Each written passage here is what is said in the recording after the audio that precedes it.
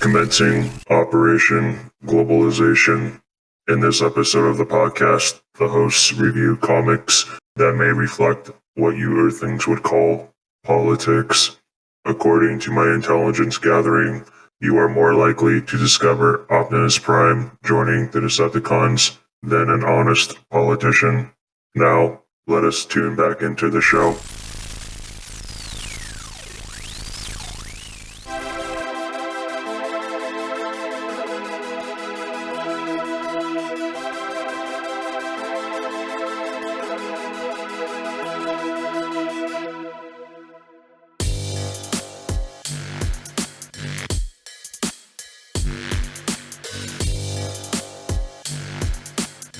Hello, and welcome to the podcast where we are currently recapping the events of Transformers IDW 2005 continuity. I'm Onyx Prime with my two co-hosts here. Hi, I'm Computron. Hi, I'm Kilobyte. Computron, you've been gone for a while. Did you ever figure out what the meaning of life was? 42. That makes sense. Moving on. Is it that simple? Yes, very simple. Moving Very on simple. with our comic book discussion for today's episode takes us to IDW, Transformers, Windblade, The Last City, technically Volume 2, and Combiner Hunters. And as always, spoiler warning. So if you haven't read it already, we highly recommend you go back, read the comics, then listen to the podcast. Now, onwards. Both Computron and myself have read the series already, but this is Kilobyte's first time, and we are excited to hear his thoughts. But before we can dive into that, Computron, do you mind telling us some trivia about these comics that we're reading today? Trivia, huh? Not the fact stuff. All of it. Give me the goods. I had to do it while you were gone. It wasn't the same. Yeah, it's kind of weird. Anyway, there are a total of let me think. There's a total of 4+ Combiner Hunters. Windblade issue 4 was released June 24th, 2015, and issue 7 September 23rd of that same year. Combiner Hunters was released July 8th, 2015 for the San Diego Comic-Con exclusive, then again July 29th for the general public. The writer, forgive me if I mispronounce this, is Merheed Scott. The artist was Corin Howell, and colors by Thomas Deere and John Paul Bove. For Combiner Hunters, had the same writer, but with the art by Sarah Petrie Dosher and colors by Yamiyashi. I believe that's how you pronounce it.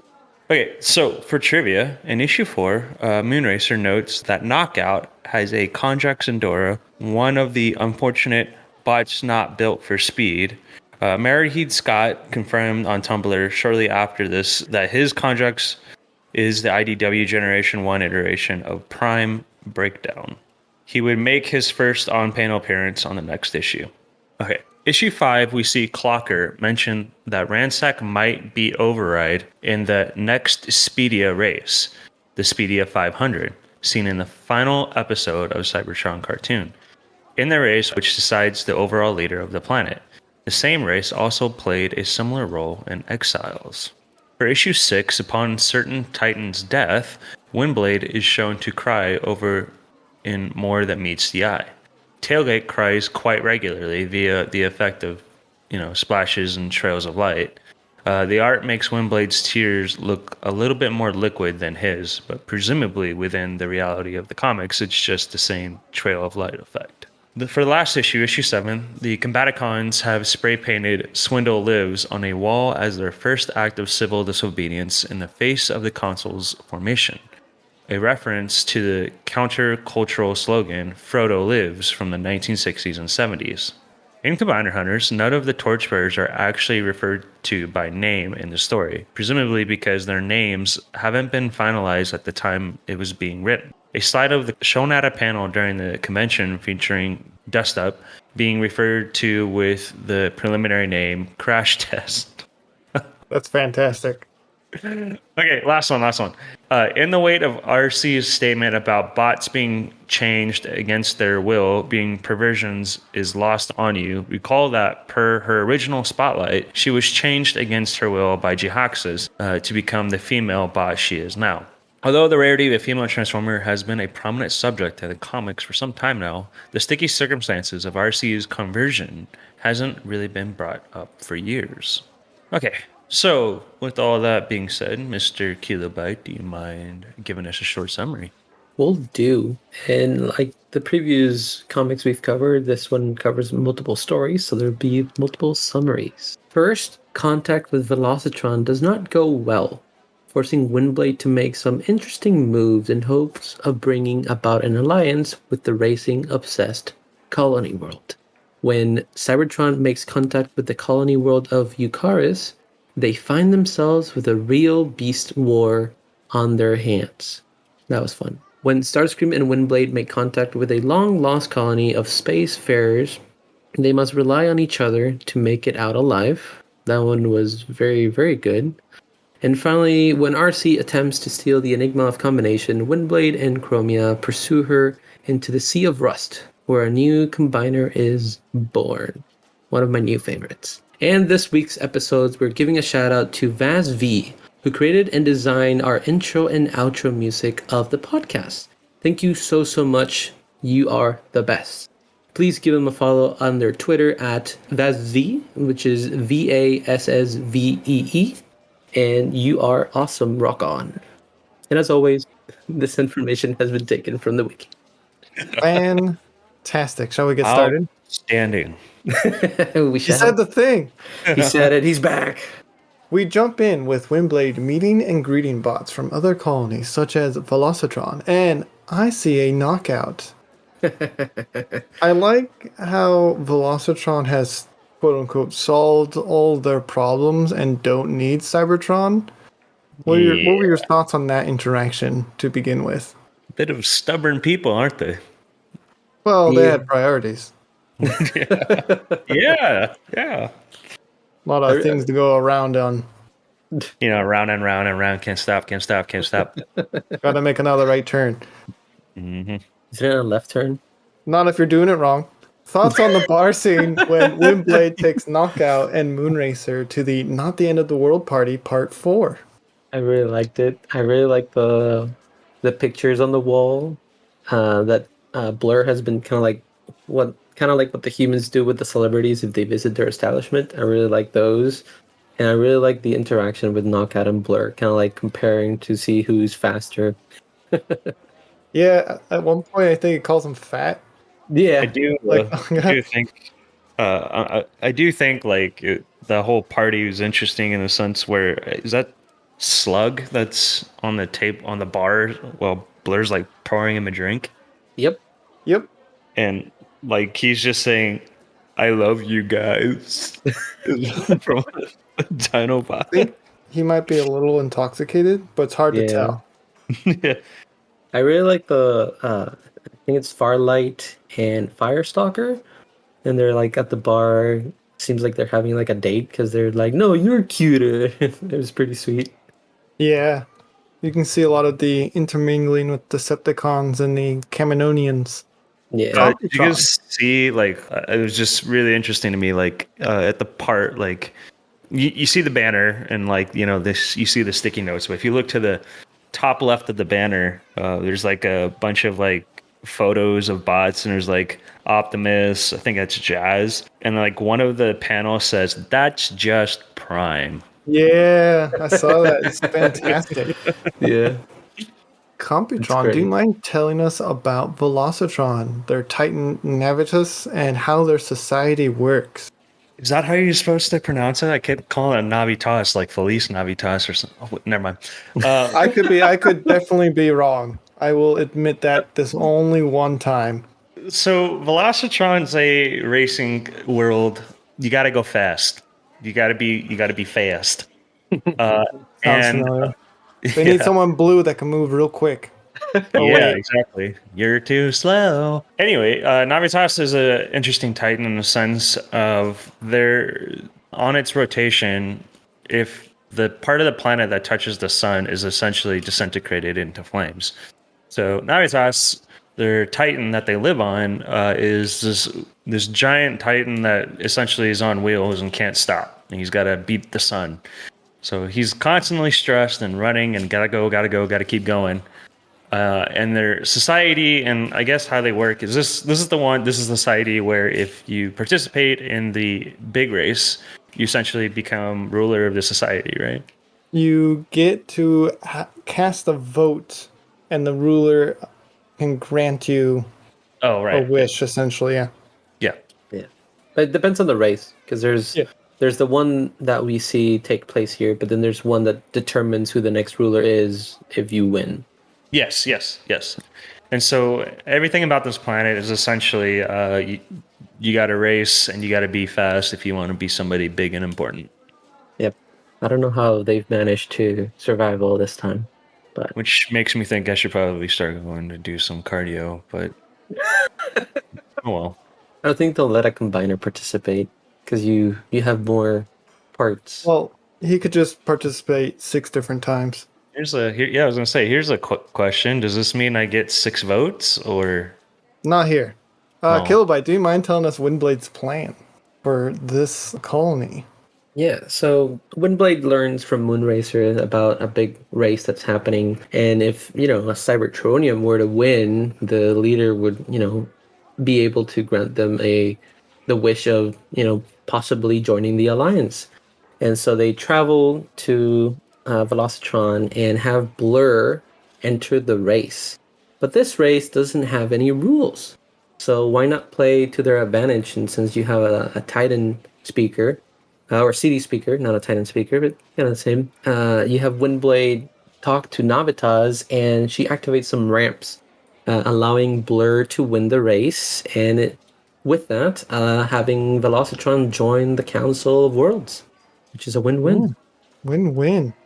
I mean, that was the only rule, actually, was to win, right? Yeah, pretty much. There's the other bots had weapons and everything like that, and Blur was thinking it was just going to be like a straight race, but he was a little bit surprised. Yeah. Pretty short, too, but that takes us to our next colony, which is Eukarys, which operates much more differently. See, they have more of a Beast Wars theme with tribes such as the Fate Weavers, Scale, Wave, and Cloud Walkers. What are our thoughts on this planet? Etor! Cheetor! That's just Prime, right? That's just prime. I really like it.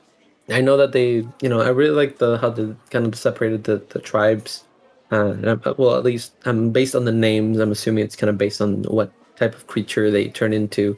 But I do like how Black Arachnia is a Fate Weaver, and Fate Weavers kind of deal in seeing kind of the future, so they can kind of, if you ask them questions, they can kind of answer some of those details of what could happen.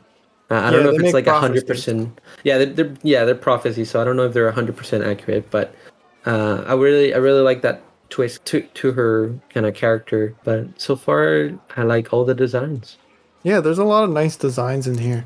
And another design that I like, both story and the art, is the delegates that are pulled from Deficium. Probably saying that one wrong, but while Windblade was on Velocitron, Starscream was able to pull in a colony of his own, and they have a very interesting Titan that landed on an intense gravity binary star system. So all the bots are born in twos so that they can help like each other combat the gravity, which I thought that was interesting and adorable. Yes, I like it. They're so cute. It's a unique spin, I think. For me, it's like, do they? I forgot what they call it. Do they call it like their twin or their conjux and Dora or? But anyway, like yeah, I thought it was interesting.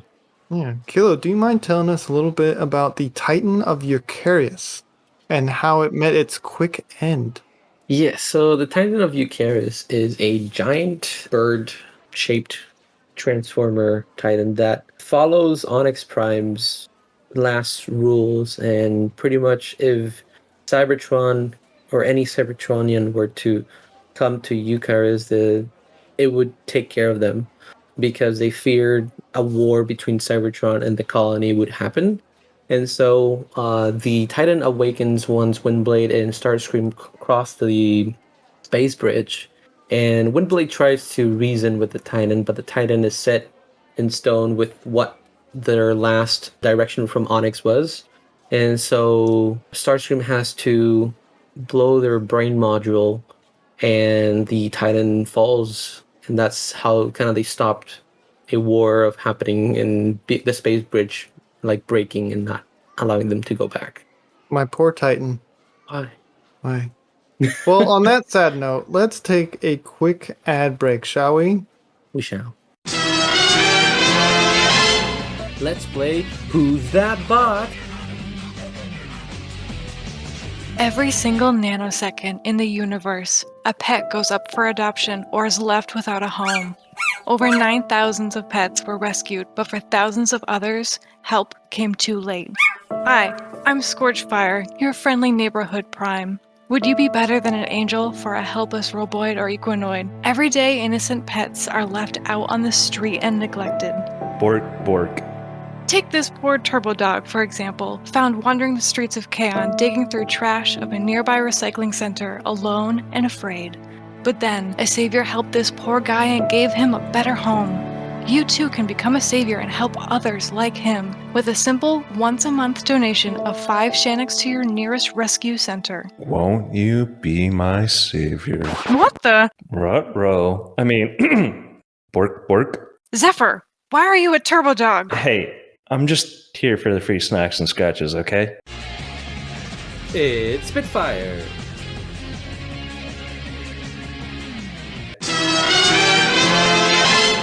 And we are back. Time for the last colony, the one filled with philosophers, right, Computron? Do you want to tackle this one and tell us about this colony of smart, highly intellectuals that have no reason to fight?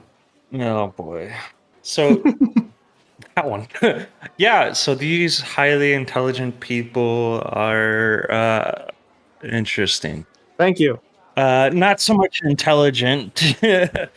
Yeah, there you go. There you have it. So anyway, this is essentially Alita 1's kind of thing, which is very, very contradictory to any Alita 1 you've probably ever been introduced to. And in the sense of they have like a Greek, like I think that's what your things call it, like a Greek, like Spartan-like kind of culture, I guess is what you would call it. But in the sense of their ship is essentially constantly like if you die on. It's also like it's like Spartan / pirate, because in the sense of if you die on the ship, you stay on the ship, and they use your body for the ship. I get a lot of vibes. Part of the ship, part of the crew. Yeah. Not one movie. And Kilo, do you have any theories about their Titan? Because they used to call it Temp, but now it's called Carcer. What's going on? Theories? Yeah, Windblade says that the name Carcer was used for a different Titan than the one they're in. Yeah, Metroplex did. Yeah. Yeah. Windblade connected with Metroplex and got that information. But I'm interested to see if they took over the Philosopher group and their Titan and kind of like merged it with their ship because they were either like running low on energon or parts, or they just needed to survive. And they I don't know if they just recruited the ones that could fight or the strongest ones. So I don't know if they just made them kind of fight each other and the strongest survived and joined this crew. But I'm interested, and I really like what I saw here. I'm kind of wanting to learn more. And we will get more eventually. But that is my notes for Windblade Volume 2. Do we have anything else we want to talk about before we go into Combiner Hunters? I don't like the drawing. You don't like the drawings? I don't like the art. I've been saying this since Windblade 1, man. I don't know. Very good storytelling. I like the cultures, but the cartoony stuff is just not my jam. Overall, I really like the introduction for all the colonies that we got. So I kind of want to see more and how that develops in later issues. Yeah, I'm excited to see how everyone will interact in the end. Yes. So, moving on to Combiner Hunters. We start off with a very uneventful night, and RC is stealing the enigma of combination. Thoughts on RC's interaction with Chromia?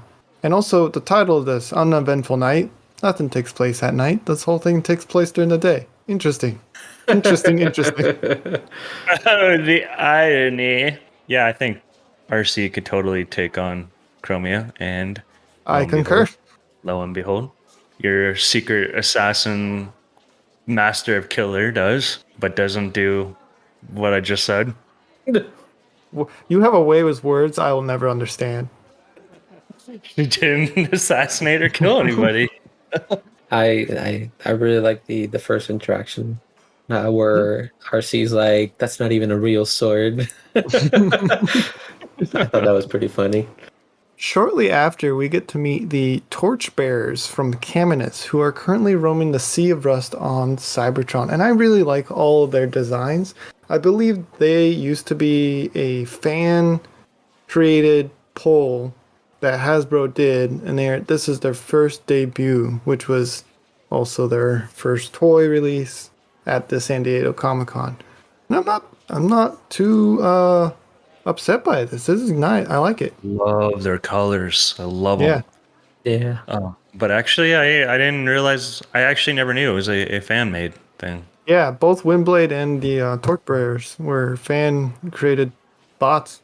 Wow. Okay. Yeah. I like them all. One of my favorites. Excuse me. I'm gonna go shopping for Torchbearers right now. Before RC is able to destroy the Enigma, Rustus dashes and activates this. Now, Rustus is the smaller one. They didn't give them names at this point, but they were created. And now we have our latest combiner, Computron. Do you mind doing me the honors and give me your thoughts and takes on this giant woman, bot? Yeah. So you have a big bot that's out of my league, and by golly, I'm still gonna try. But you have Victorion. The Torchbearers combine into Victorion, into the best looking combiner I've probably ever seen. I'd say it trumps good. Optimus Maximus by a lot. Oh, yeah. Probably trumps me, but again, I'm a bit slow. I will not stop trying. You like knowledge. So they have this cool visor. So they have like part of their. It looks. Gosh, I'm trying to. What's the word that's coming to mind? They have like a Judge Dredd helmet almost. Oh, yeah, almost, huh? Yeah, and like except for the visors, like teal/neon blue. Her colors are, I think, like a light blue teal mixed with some pink. Would you consider that pink? Like a red with a mint green. Fuchsia. But We're all on saying top of the different things. what you The would all think different of as colors. well, I wouldn't say it's a Judge Dredd helmet. I'd say it's a Judge Dredd visor. But on top of the helmet, you have this crest. I wouldn't say crest, but it looks kind of like a stealth bomber kind of looking crest. Oh, yeah, a little bit. Helicopter shoulders. They have this cool looking pistol, and I got nothing. I got none of that. Fantastic. I love Victorion. One Yeah. of my favorite Definitely combiners. one of the coolest looking ones for sure. Yeah. The toy, I think, doesn't do the comics justice for this figure, unfortunately. I know, I'm looking The at it right comics now. look way, yeah, it's sad. It's big sad. I hope they do a new combiner toy that does her justice eventually. Yeah. Moving on. Eventually, everyone calms down, and we have a happy ending. Although we do see some of Galvatron's influences over RC in her new dislikes of Jassault. I just want to say, everyone's design in this comic is absolutely beautiful. Yes. I love the colors they gave Windblade. The yellow with the blue. She keeps her traditional red, but like they added more yellow and blue. Yellow pops for sure. Yeah. So good. They all look good. All right, that's it for my notes. Do you guys have anything else you would like to say? One of the coolest things I liked about, I think, the Torchbearers and Victorion was, I forgot what page it was. Anyway, it's when they were popping off of Victoria, or Victorion was Victorion was deconstructing it, and like you can see which piece was like which character was going to which piece kind of thing. Yeah, I like that when they Yeah. do that in comics where like either they're in the background, you can see them still moving. Like the world around them is still moving. Yeah. All right, Rodstar rating. Computron, would you like to go first? Well, I mean, this is the comic that introduced me to my crush. Oh my Blanta.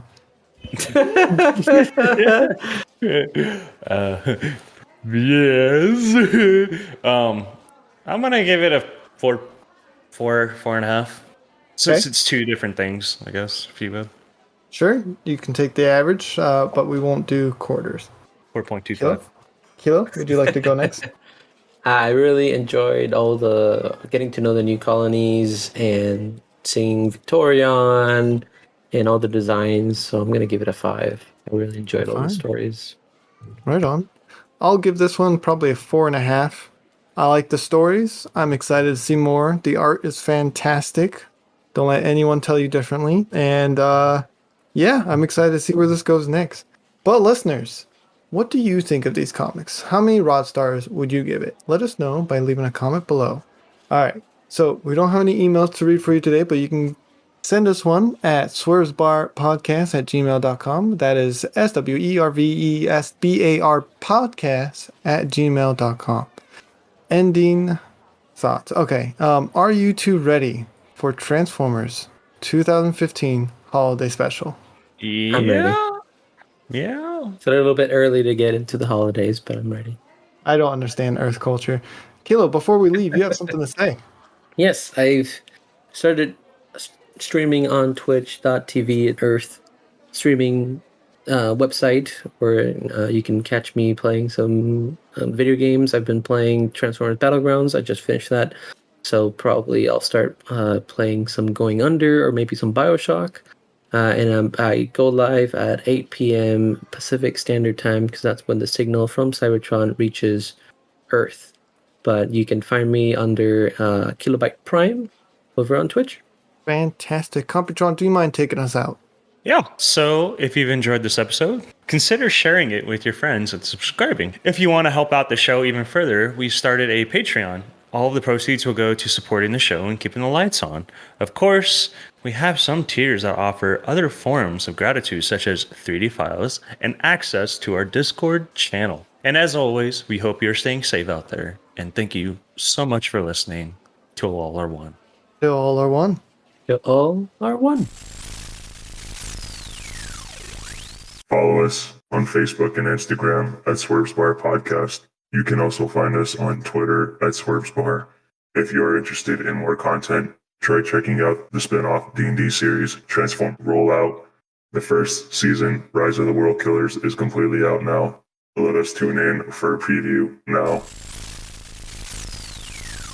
Well, looks like we have another partner, and I pick up the baby and I take it with us. The baby, completely unaware of what's going on, just kind of like snuggles up against your arm and falls asleep. It makes it even worse. Oh my god. Fascinating. There's also a YouTube channel with bonus content with a link provided below. And if you are so inclined, you can support us on Patreon, where you can get even more bonus content, such as several 3D files and access to their Discord. Links will be provided below. And transmission